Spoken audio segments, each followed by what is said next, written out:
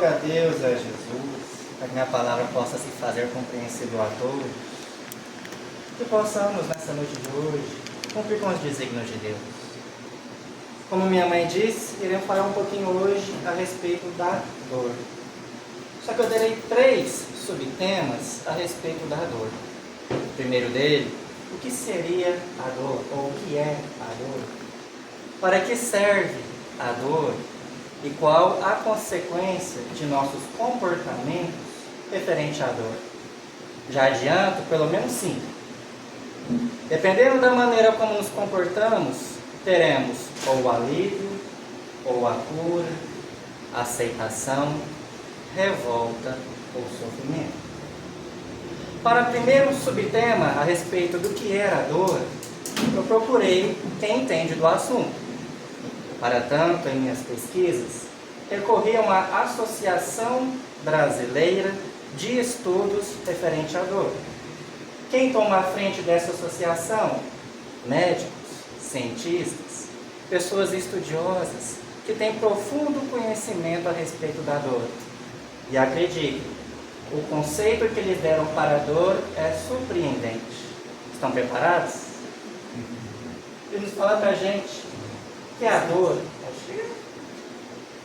é uma experiência sensitiva e emocional que está desagradável, relacionada ou associada a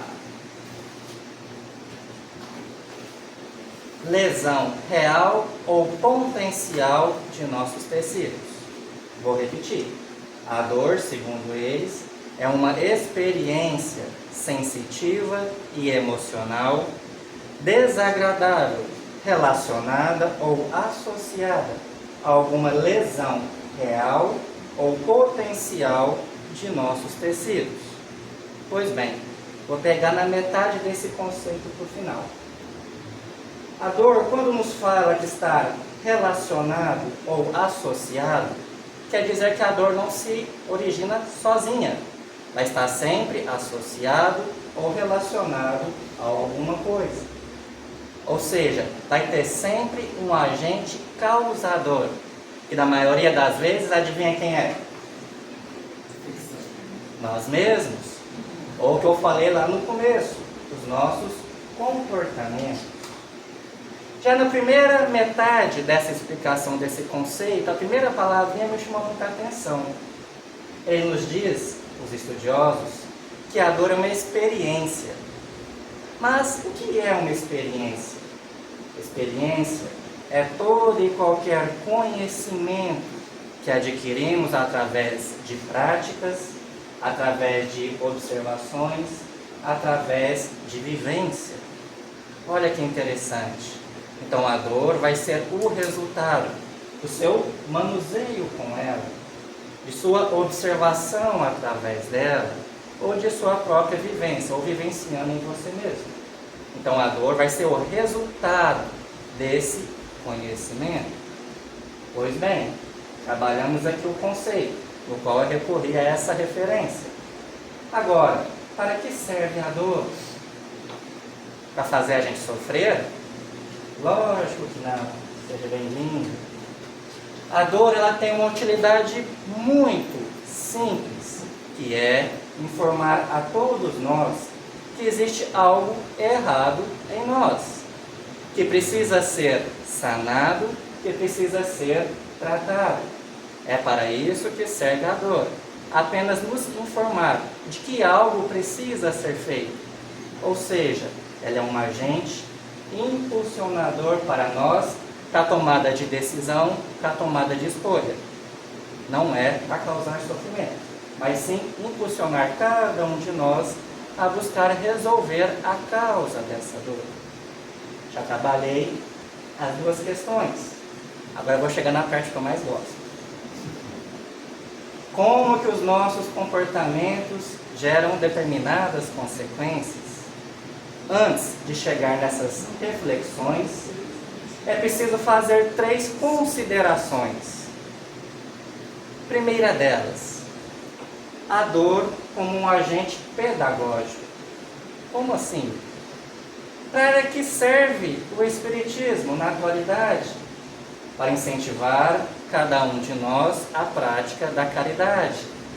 Caridade essa, conforme entendida Jesus em O Livro dos Espíritos, desenvolver a benevolência, a indulgência, o perdão. Na atualidade, o conceito pedagógico do Espiritismo é desenvolver a caridade. Na época de Jesus, qual que era a missão de Jesus? Desenvolver em cada um de nós, e naquela época, o sentimento do amor. A desenvolver e dar frutos, o sentimento do amor. E antes deles, qual que era o recurso pedagógico que veio? Moisés, Deus trazendo para nós esclarecimentos a respeito da justiça. Mas e no primórdio da humanidade? Quando a humanidade ainda era bárbara, qual que era o recurso divino utilizado para dar um freio em nossas ações? Alguém chuta? A dor. Não só a dor como recurso pedagógico, como recurso de poder. Aquele que mais podia infligir a dor como um meio de domínio. Ou você era dominado, ou você dominava a dor.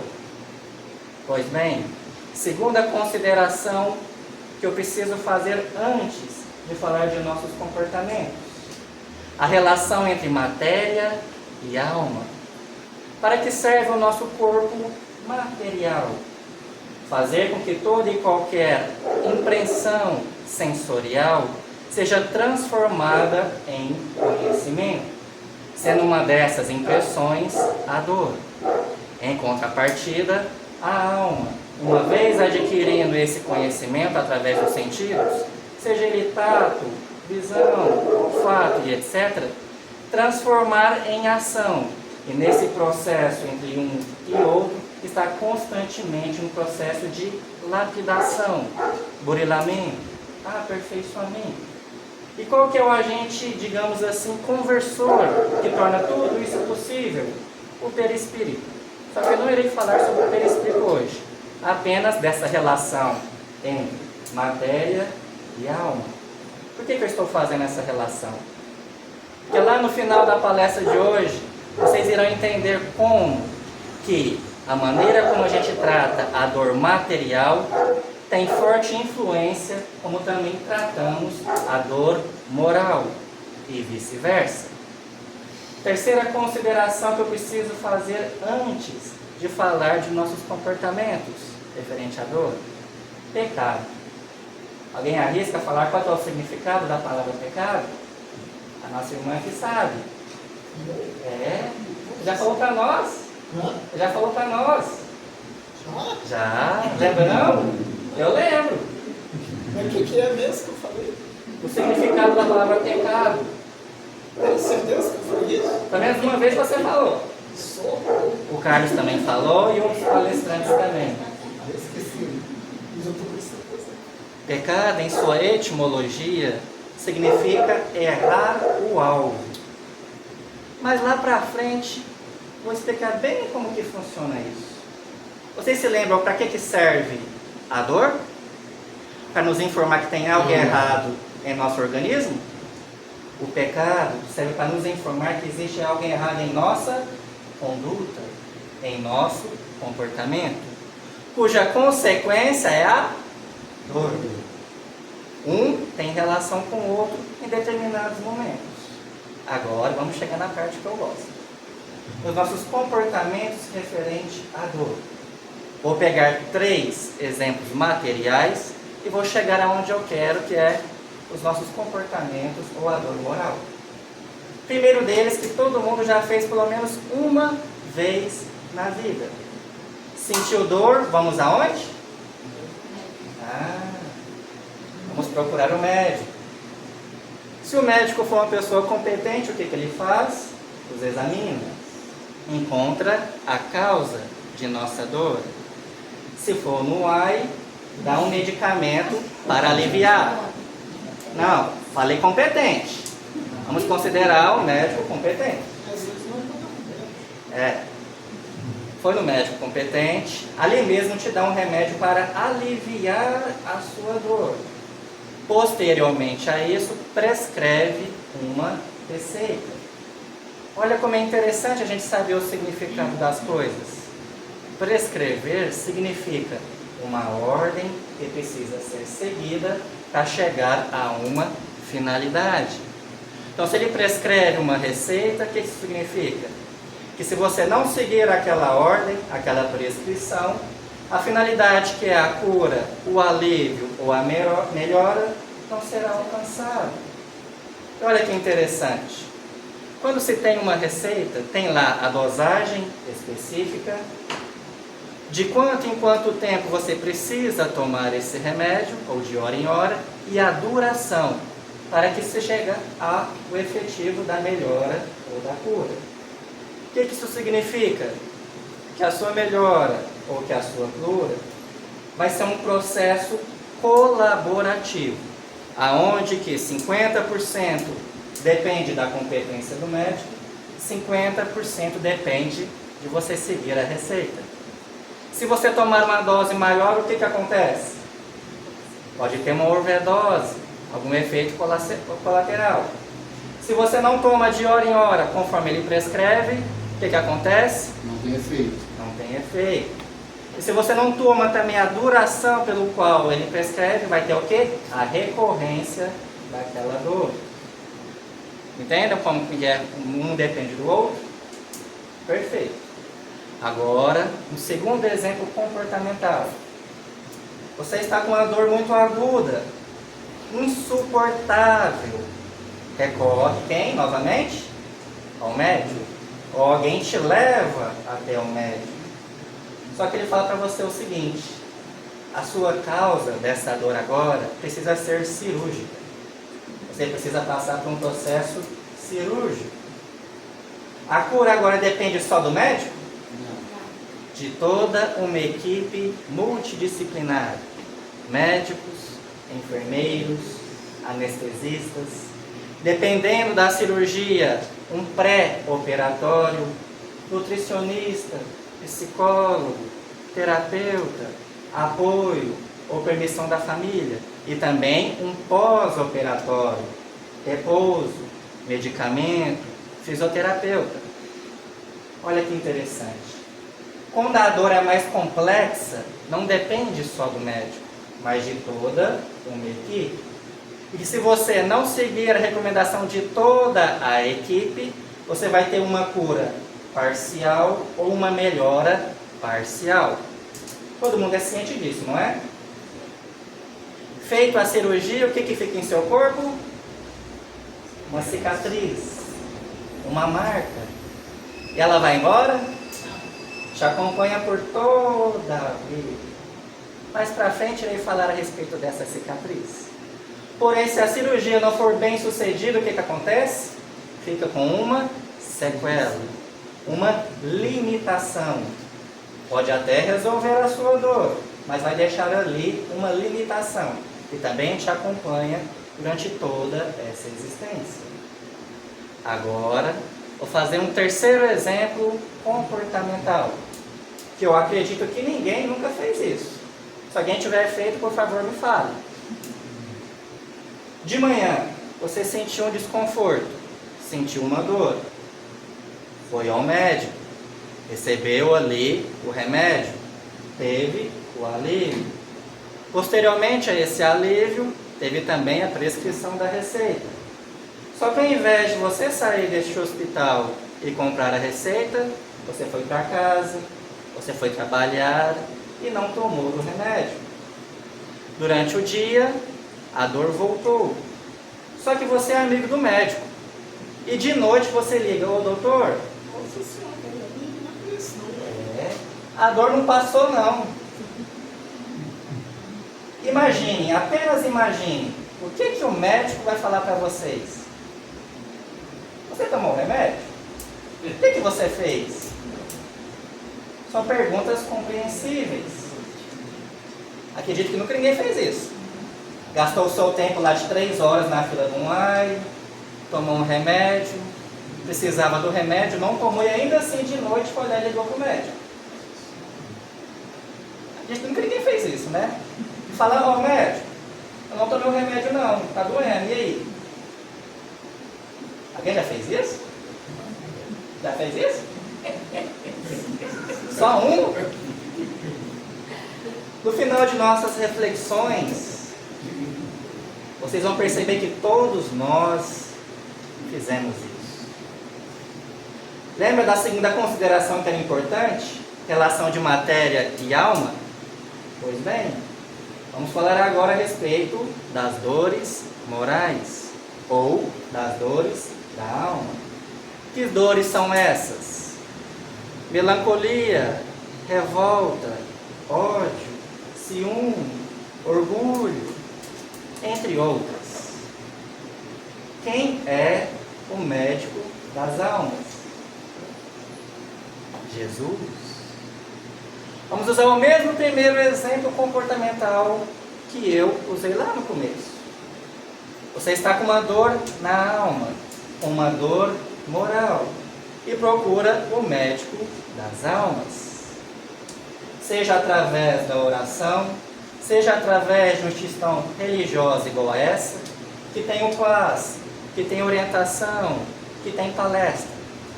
Igual no médico, você recebe o quê? O alívio. Para naquele momento retornar ao seu lar mais tranquilo. Só que, seja numa orientação, seja numa palestra, o que estão te dando? A receita. Para que no seu trabalho, para que na sua família, para que no trânsito, você possa utilizar aquilo.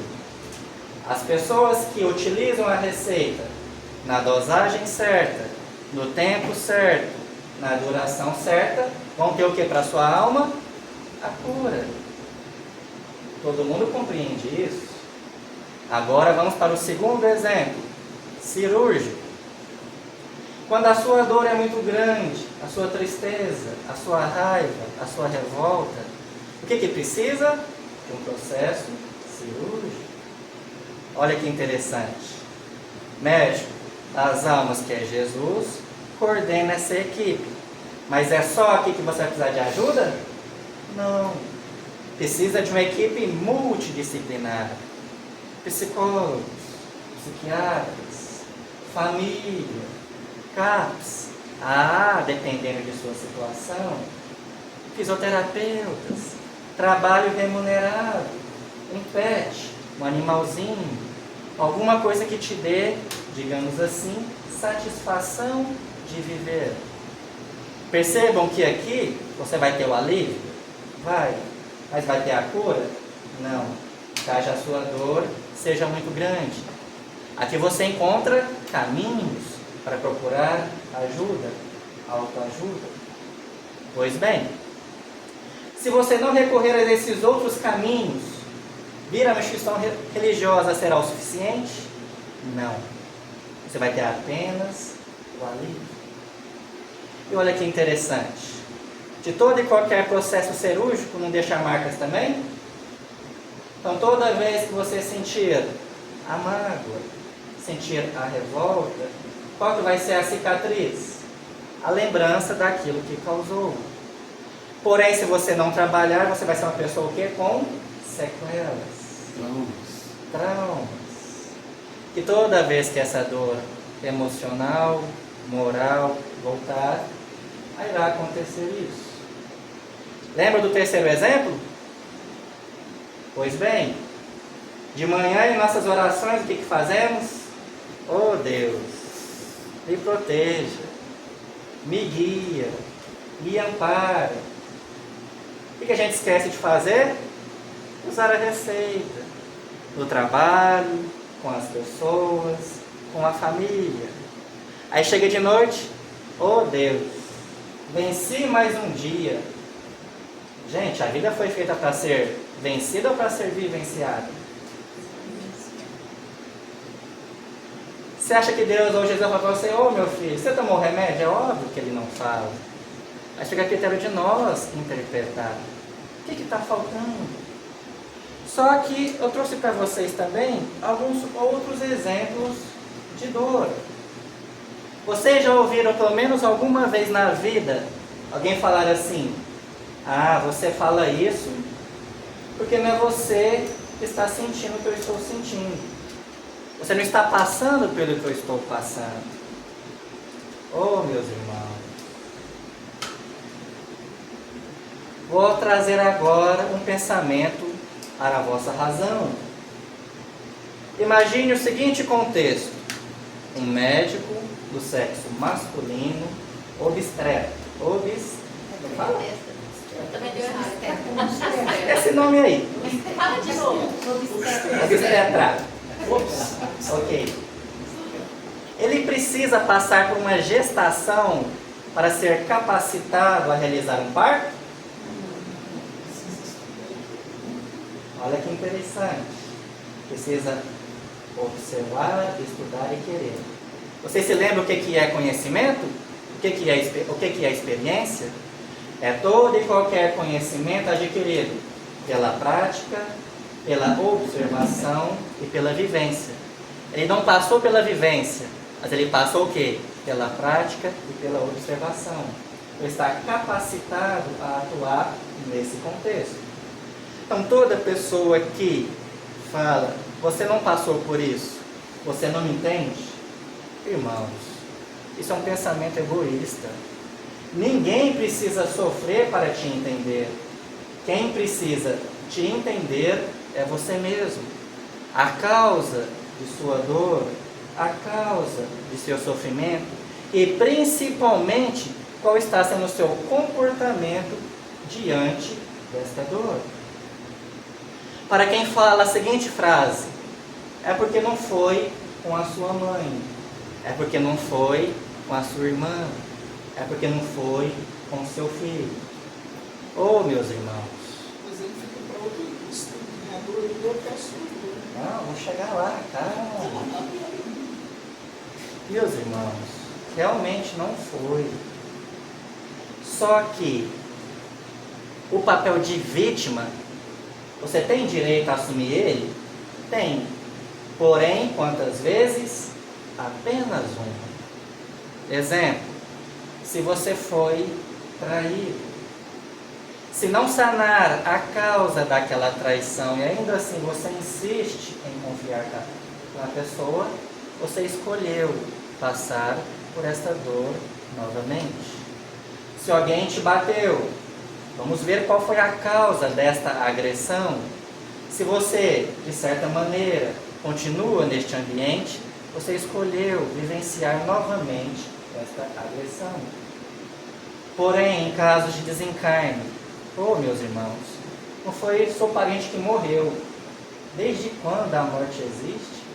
Para quem é espírita, para quem acredita e vivencia a imortalidade da alma, você sofre não foi porque a pessoa partiu, mas porque você não aceita viver esta existência sem a convivência desta pessoa. O motivo da dor mudou. Naquele dia onde teve o falecimento, sim, é válido. Você não estava esperando. Você foi uma vítima dessa situação. Porém, nos dias que tem sequência, a dor se vem através da revolta, da não aceitação. Compreendem como o nosso comportamento em um e outro tem relação? Era isso que eu queria chegar. Ah, mas eu conheço o Evangelho de cabo a rabo e ainda assim estou sofrendo. Meus irmãos, conhecer que a dipirona tira dor de cabeça, tira a minha dor? O conhecimento não tira a dor. Lembra que para ter critério de alívio e de cura é 50-50? Parte dele, a outra é parte de mim. Ao tomar o medicamento e não conhecer o Evangelho, mas sim vivenciar o Evangelho. Ah, mas eu fui ao centro espírita, tomei o passe, fiz o tratamento, a minha dor não sarou. Oh, meus irmãos, ir ao hospital é garantia que a dor irá ser sanada? De maneira alguma. É o tratamento que faz a dor ser sanada. Agora, meus irmãos, onde é que a gente pode recorrer à farmácia divina e pegar alguns desses remédios? Pode chegar. irei vestir agora meu jaleco de farmacêutico, que não sou, tá? Vamos deixar claro. Eu vou falar para você de um laboratório que tem vários medicamentos. Quem conhece esse livro aqui? O Novo Testamento. Vou falar apenas de alguns medicamentos que ali são elaborados. Primeiro deles, amar a Deus sobre todas as coisas e o próximo como a ti mesmo. Vocês se lembram qual era o critério de alívio ou de cura? Seguir o tratamento, correto? Se tomar o remédio numa dosagem maior dá efeito colateral, numa dosagem menor não faz efeito. Pois bem, como vamos amar alguém que a gente não conheça? Então, o primeiro passo para tomar este medicamento é conhecer Deus. Quais são as suas características? Aonde que ele se encontra? Qual a relação que eu estabeleço com ele? Se a gente vê Deus apenas distante, uma relação à distância ela é saudável? Nós, seres humanos, precisamos de contato. Se a gente não ver Deus no próximo, em seu trabalho, na instância religiosa, como é que a gente vai aprender a amar a Ele? Outra consideração, o próximo como a si mesmo. Você se ama? Você se cuida? Irmãos, a maioria de nossos sofrimentos morais está justamente da crença que temos sobre nós mesmos. Você se acha uma pessoa de valor? Você se acha uma pessoa merecedora de ser amado, de ser respeitado? Você se acha capaz de proporcionar em sua vida satisfação, alegria? Olha que interessante, a gente conhece o remédio, mas como está tomando esse remédio? Outro remédio elaborado pela divindade, por Jesus. Pedi e obtereis, que concedido vos será aquilo que você pede. Vamos entender esse medicamento? Eu pedi a Deus para ganhar na Mega Sena e não ganhei. Irmãos, para pedir é necessário seguir 3 critérios: pedir, saber o que está pedindo e ter merecimento disso.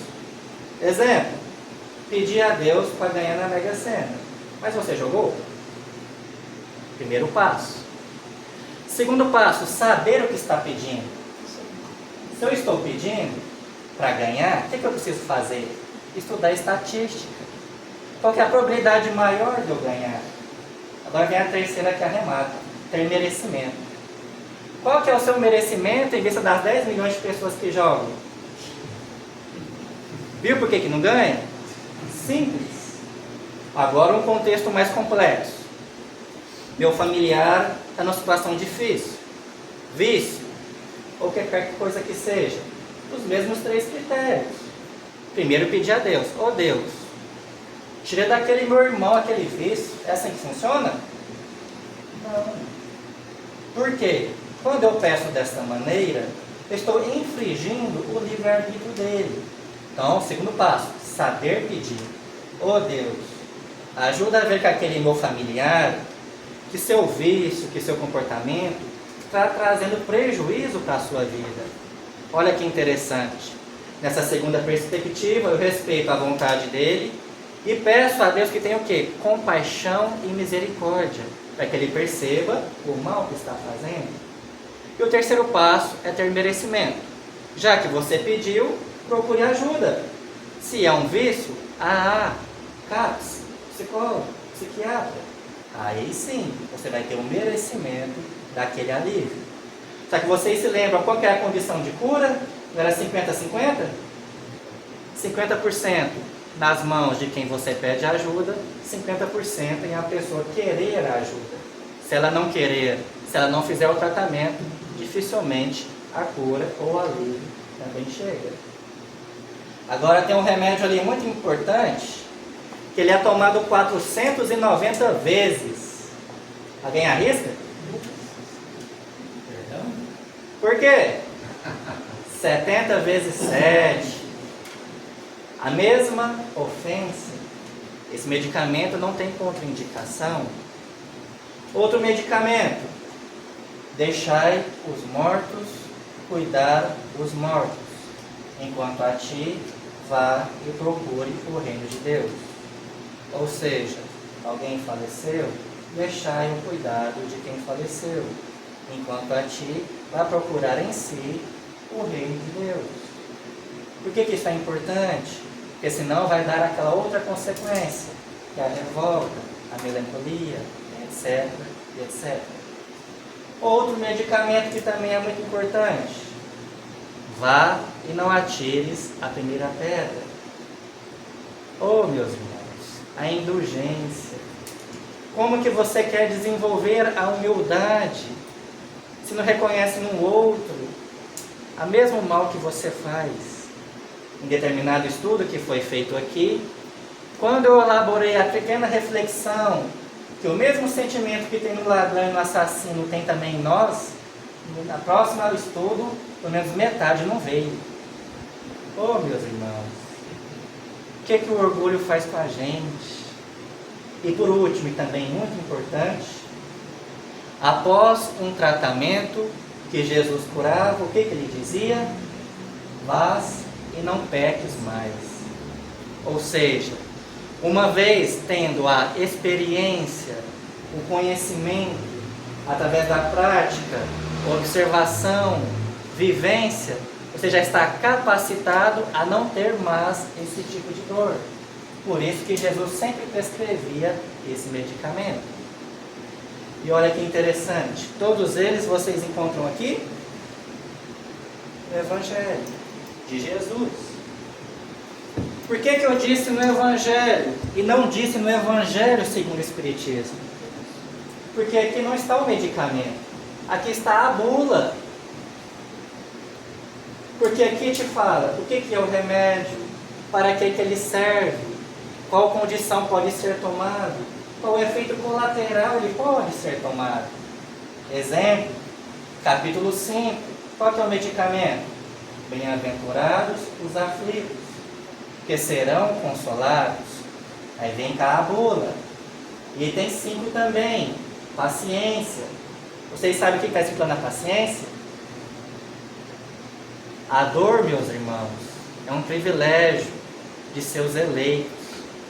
Bem-aventurados todos que compreendem o motivo por que sofrem. É a bula. Ah, mas eu não estou satisfeito. Eu queria um comentário de alguém que toma esse medicamento para falar para nós como que foi a sua experiência. Olha esse livro aqui, As Dores da Alma, pelo Espírito Hamed. Aqui vai contar experiências sobre vício, tristeza, melancolia, raiva, ódio e etc. As Dores da Alma. E o outro? Não, faz duplo com esse, tem mais dois. Ah, sim, o nome agora eu esqueci, mas é uma coleção. Mas eu peguei até das pequenas esse aqui. São três, não sei falar. Na verdade, a coleção são 8, mas o que faz a coleção é 8.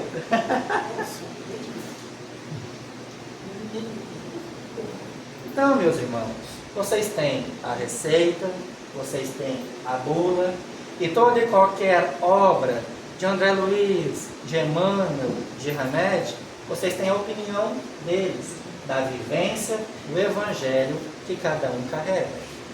Então, o que eu tinha para falar para vocês hoje era isso. Agora vocês compreendem o que é a dor, para que serve a dor e quais as consequências que nossos comportamentos têm diante desta experiência, que pode ser agradável ou triste para cada um de nós. Agradeço a atenção de todos e Jesus nos abençoe.